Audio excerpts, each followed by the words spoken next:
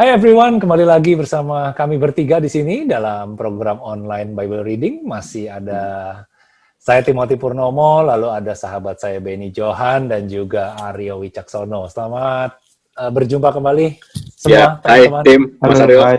Ya. Ben, halo tim. Sampai ketarik ini saking semangatnya. Ya, kami percaya bahwa kita semua dalam keadaan sehat ya, dalam keadaan selamat, dalam keadaan yang selalu aktif, kreatif dan produktif ya. Seperti kita selalu utarakan dari sejak sesi pertama online Bible Reading ini, kita harus benar-benar bergerak ya, bergerak terus ya, untuk mencari apa ya, cara yang baru, semangat yang baru, pengertian yang baru, sehingga ada perubahan hidup ya. Iya, amin. Gitu. Ya. Nah, terutama adalah kita mencari pengenalan yang baru, selalu itu ya, pengenalan yang baru terhadap Tuhan Yesus gitu ya, karena firman Tuhan tuh dinamis sekali ya. Firman Tuhan tuh kita baca satu ayat, kita bisa mendapat pengertian tuh yang bertambah-tambah gitu, berbeda, bertambah setiap kita baca. Iya, betul. Gitu, kayak seperti di Kisah Para Rasul 17 lalu kita bahas tentang Berea, orang-orang Berea aja, kita bertiga punya pengertian, bukan pengertian, kita mendapatkannya beberapa hal yang baru ya.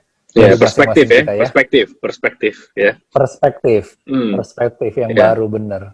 Yeah. That's good. Kita lanjut aja nih ke pasal 18 ya. Kalau gitu ya. Boleh. Okay. Saya baca deh. Oke. Kisah Para Rasul 18, Paulus di Korintus. Kemudian Paulus meninggalkan Athena. Terakhir Paulus di Athena ya, yang kita baca. Keren banget itu. Yeah. Lalu pergi ke Korintus. Di Korintus ia berjumpa dengan seorang Yahudi bernama Aquila. Yang berasal dari Pontus. Ia baru datang dari Italia dengan Priscilla istrinya. Karena Kaisar Claudius telah memerintahkan supaya semua orang Yahudi meninggalkan Roma. Paulus singgah ke rumah mereka. Dan mereka melakukan pekerjaan yang sama.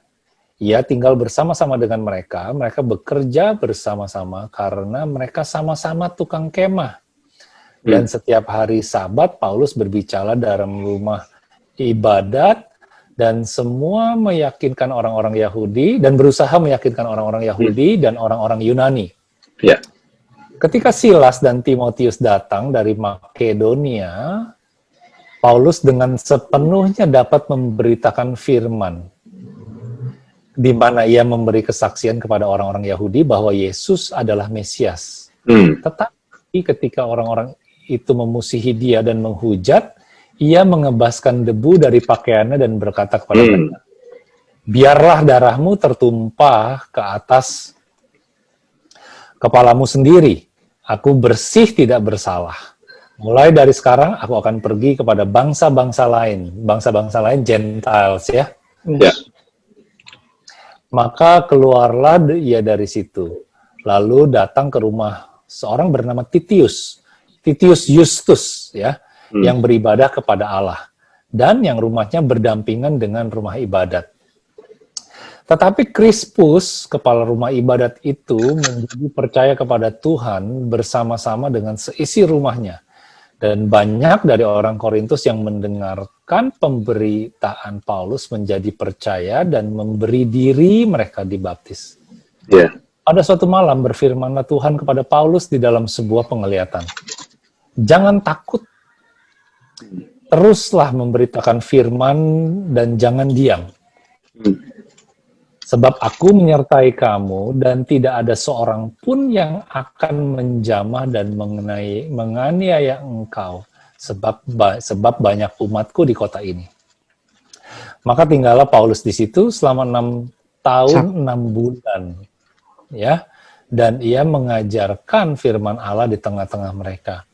Akan tetapi, setelah Galio menjadi gubernur di Akaya, bangkitlah orang-orang Yahudi bersama-sama melawan Paulus, lalu membawa dia ke depan pengadilan. Kata mereka, ia ini berusaha meyakinkan orang-orang untuk beribadah kepada Allah dengan jalan yang bertentangan dengan hukum Taurat. Lucu di sini ya. Ketika Paulus hendak mulai berbicara, berkatalah Galio kepada orang-orang Yahudi itu, "Hai orang-orang Yahudi, jika sekiranya dakwaanmu mengenai suatu pelanggaran atau kejahatan, sudahlah sepatutnya aku menerima perkaramu. Tetapi kalau hal itu adalah perselisihan tentang perkataan atau nama atau hukum yang berlaku di antara kamu, maka hendaklah kamu sendiri mengurusnya. Aku tidak rela menjadi hakim atas perkara yang demikian." Lalu ia mengusir mereka dari ruang pengadilan. Maka orang itu semua menyerbu Sostenes, kepala rumah ibadat, lalu memukulinya di depan pengadilan. Tetapi Galio sama sekali tidak menghiraukan hal itu. Ya. Ya. Udah pindah tempat lagi ya? Udah pindah Dari tempat. Athena, udah ke Korintus sekarang. Pindah lagi ke Korintus. Ya. Salah satu gereja yang Paulus tulis surat ya kepada jemaat Korintus ya, karena dia lama di situ. Ya.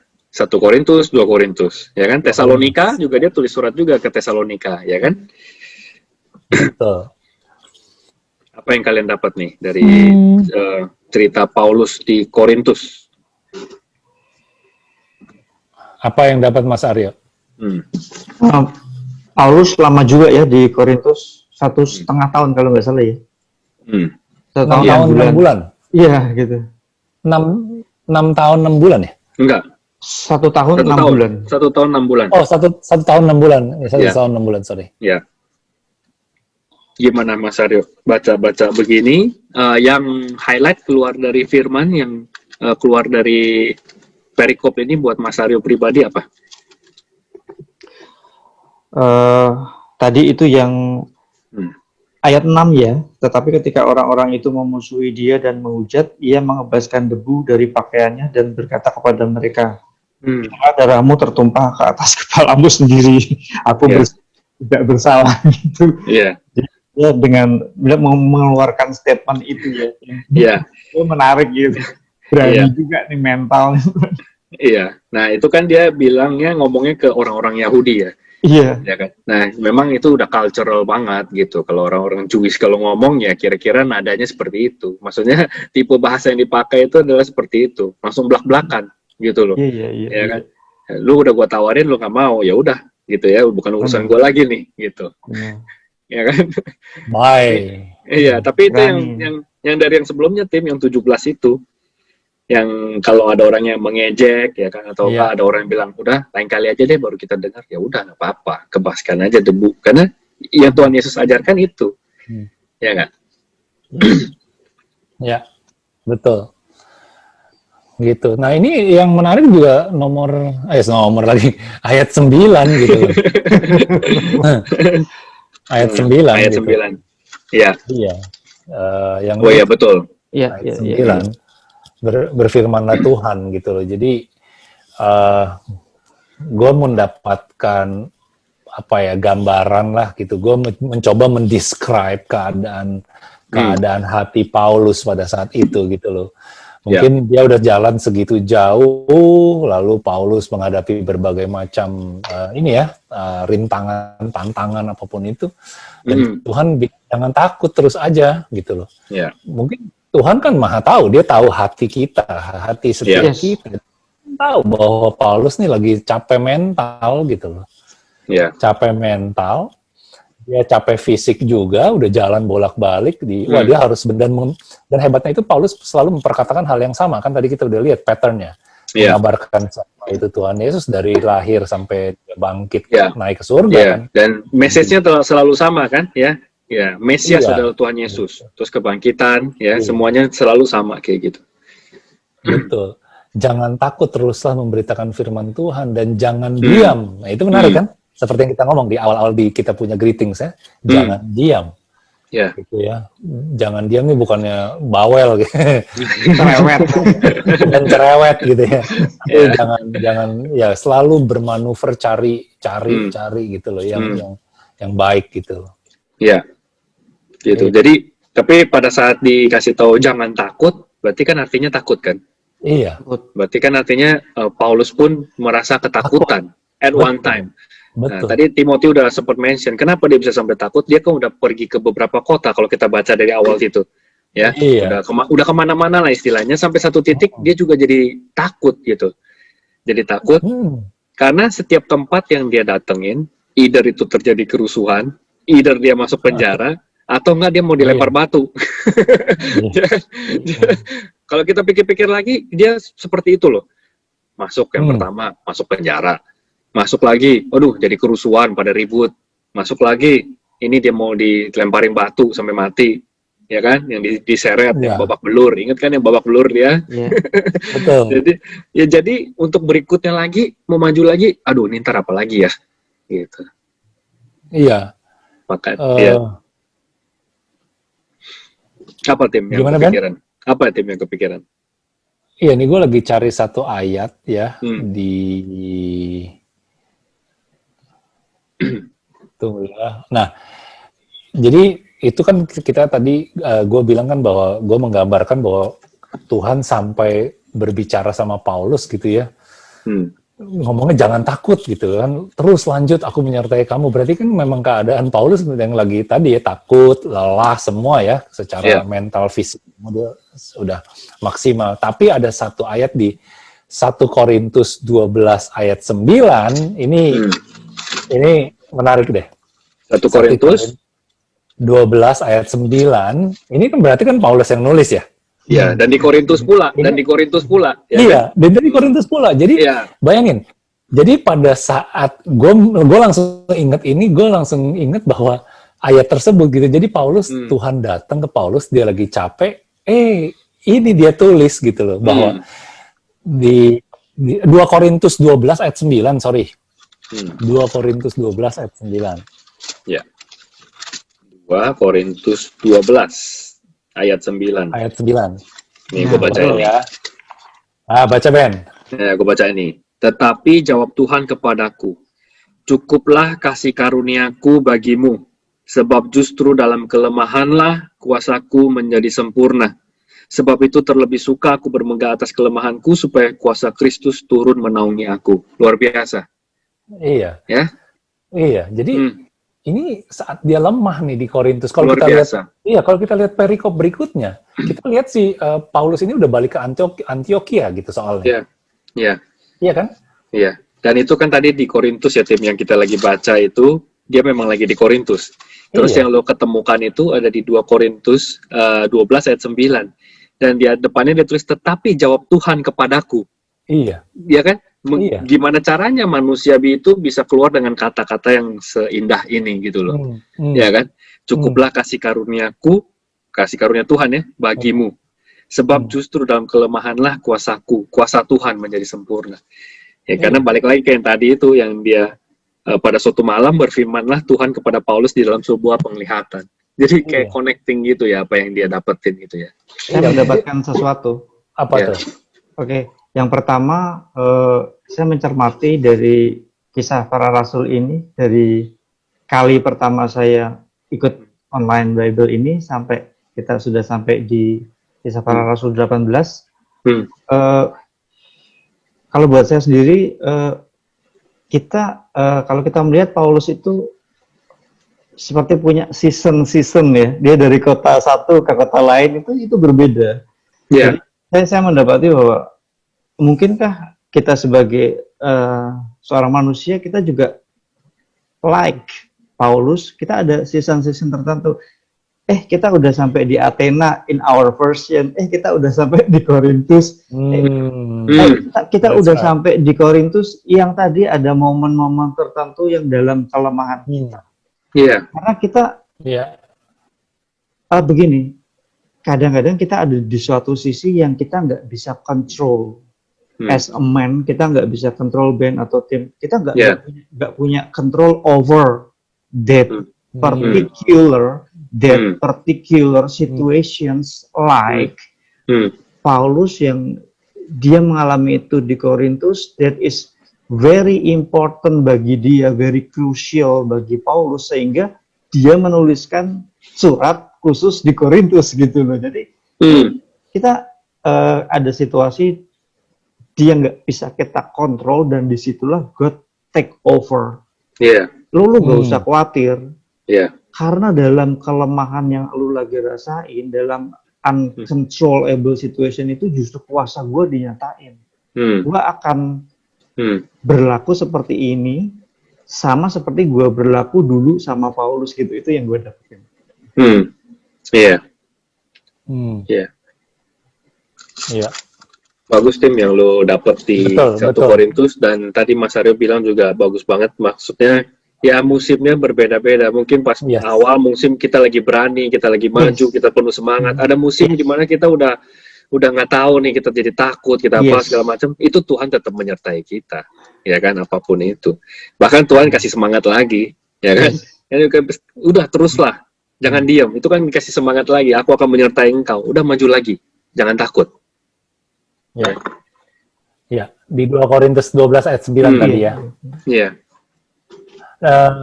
Kalau waktu gue baca tentang 1 Korintus dan 2 Korintus ini ya, gue baca dulu tentang ini nih, orang-orang seperti apa sih di Korintus itu sendiri gitu loh. Nah ternyata nih berhubung kali kenapa Paulus lumayan capek di sini, tapi dia mau tinggal 1 tahun 6 bulan di sana karena itu menarik. Karena gereja mula-mula ini, salah satu gereja mula-mula ini tuh orang-orangnya struggling dengan mereka struggle dengan disunity, jadi perpecahan, ya, lalu juga sexual immorality. Jadi orang-orang ini punya struggle gereja ini terhadap seks gitu ya. Tentang kelakuan lah, seks, ya mereka punya sex life gitu ya. Terus juga dan juga kedewasaan, immaturity. Nah jadi mungkin ketidakdewasaan. Iya, immaturity, jadi kurang dewasa orang-orangnya gitu. Jadi mungkin inilah yang bikin Paulus, aduh gue capek ya. Ya,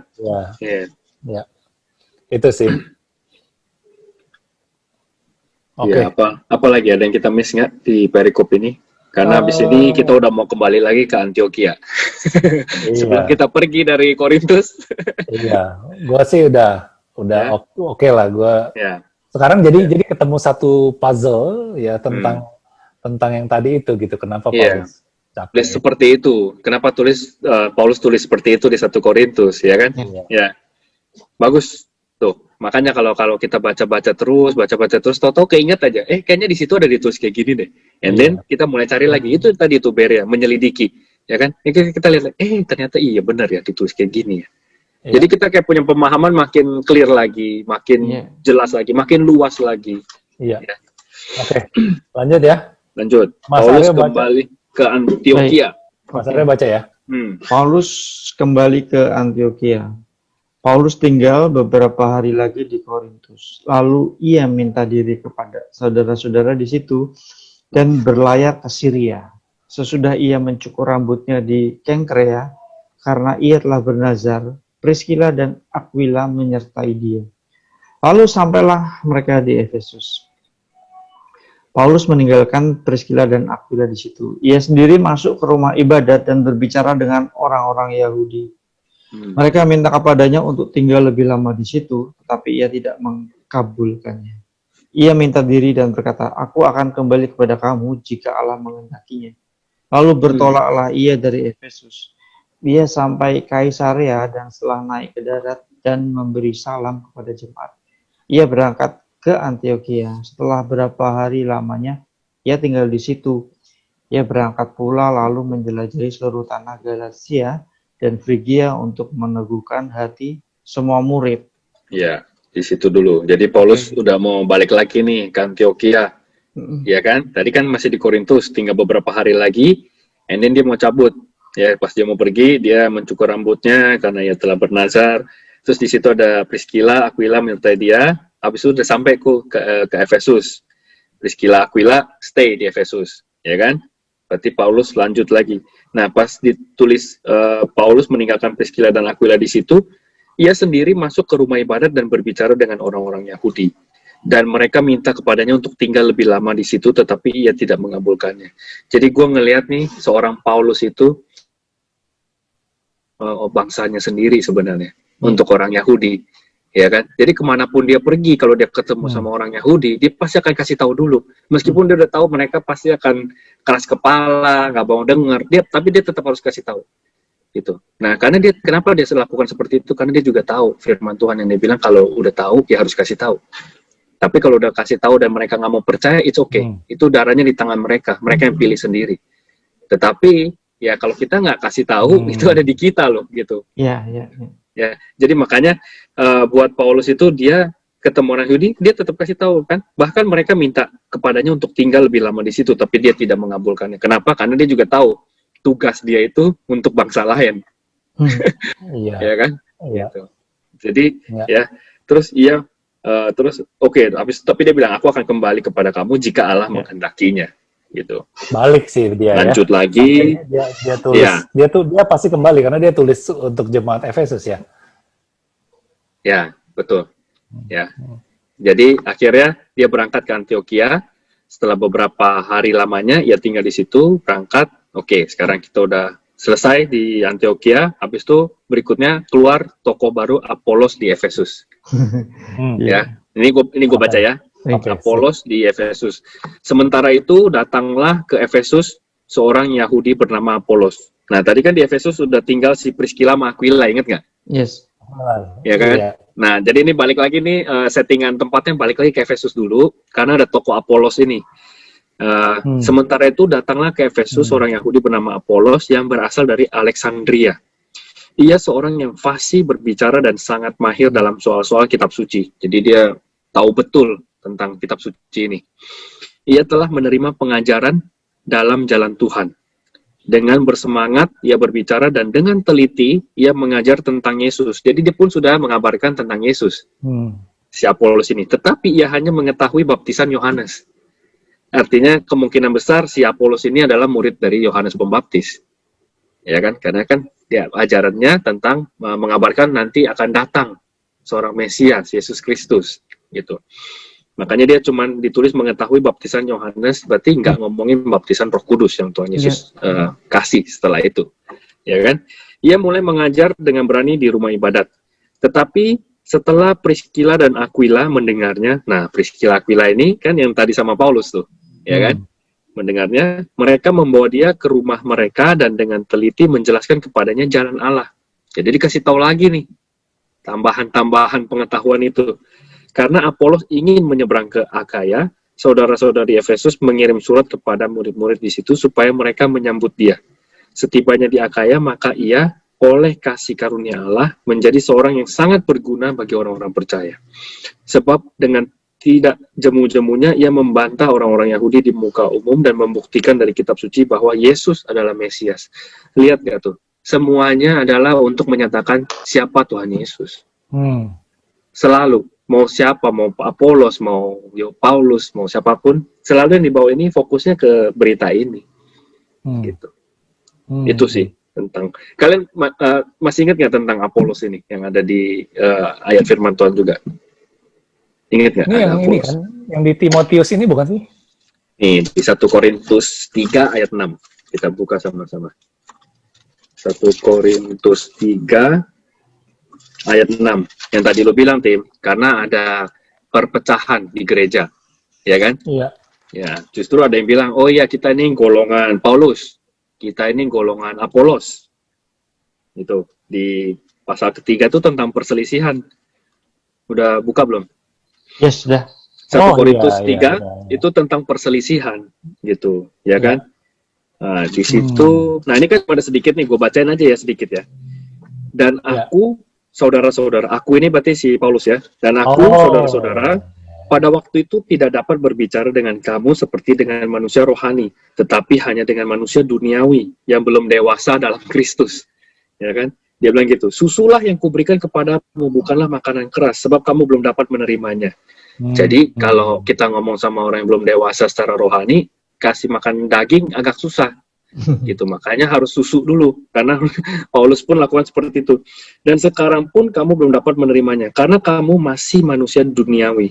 Sebab jika di antara kamu ada iri hati, nah didefinisikan apa sih maksudnya manusia yang masih duniawi itu, ya kan? Masih ada iri hati. Terus apa? Perselisihan. Bukankah hal itu menunjukkan bahwa kamu manusia duniawi dan bahwa kamu hidup secara manusiawi? Karena jika ada seorang bilang, aku dari golongan Paulus, ya, aku dari gereja mana, aku dari gereja mana, aku dari golongan Paulus. Yang lain berkata, oh aku dari golongan Apolos. Nah Apolos tuh yang tadi tuh, ya kan? Terus bukankah hal itu menunjukkan bahwa kamu manusia duniawi yang bukan rohani? Ya, terus dia bilang, jadi apakah Apolos? Ya kan? Apakah gereja A? Apakah gereja B? Ya, pelayan-pelayan Tuhan yang olehnya kamu menjadi percaya, masing-masing menurut jalan yang diberikan Tuhan kepadanya. Ya, terus, nah ayat yang emasnya ini yang ke-6. Aku menanam. Paulus bilang, aku menanam. Apolos menyiram. Tetapi Allah yang memberi pertumbuhan. Jadi it doesn't matter. Gitu. Betul. Yang penting mau ada yang nyiram, ada yang tanam, ujung-ujungnya juga yang bisa bikin dia tumbuh adalah Tuhan. Jadi nggak usah kita sibuk untuk, aduh, gue mau nyiram aja nih, masa gue tanam mulu, atau enggak, gue mau tanam aja nih, masa dia nyiram mulu, gitu. Jadi nggak perlu ada kayak gitu, karena ujung-ujungnya pertumbuhan yang kasih adalah Tuhan. Di 8, baik yang menanam maupun yang menyiram adalah sama. Dan masing-masing akan menerima upahnya sesuai dengan pekerjaannya sendiri. Karena kami adalah kawan sekerja Allah, kamu adalah ladang Allah, bangunan Allah. So, kita ini one team. Makanya dia mau unity, gitu. Yes, betul. Ya. Oke. Ini gue jadi langsung buka. Gue punya notes nih tentang Korintus. Gue highlight Korintus 3 ayat 5 sampai 9 itu dia ya. Tapi di pembukaannya di ayat 3 dan 4 itu memang tentang akulah pengikut Apolos. I follow Apolos. I am follower of Paul. Ya. Iya. Jadi betul. Jadi jangan sampai kita bilang kita dari gereja ini karena kita punya pemimpin gereja kita is a supreme leader for us gitu ya. Jangan sampai kita kayak gitu karena gereja kita banyak, gereja kita besar, gereja kita ada di mana-mana. Well, so kita sama-sama tubuh Kristus gitu ya. Oke. Mas Aryo, thank you so much nih, kita udah sampai di penghujung. Thank you tim Mas Aryo. Thank you, Ben. Sampai pasal 18 kita belajar banyak nih dari Paulus, dan akhirnya Paulus sudah kembali ke Antioquia ya. Gitu. Sekarang ada Apolos di Efesus terakhir kita ya. Oke, tetap semangat teman-teman juga yang sedang menyaksikan atau mendengar ini. Selalu semangat, jaga kesehatan dan tetap aktif, produktif, dan kreatif. Tuhan Yesus memberkati kita semua. God bless. Bye-bye. God bless. Bye-bye.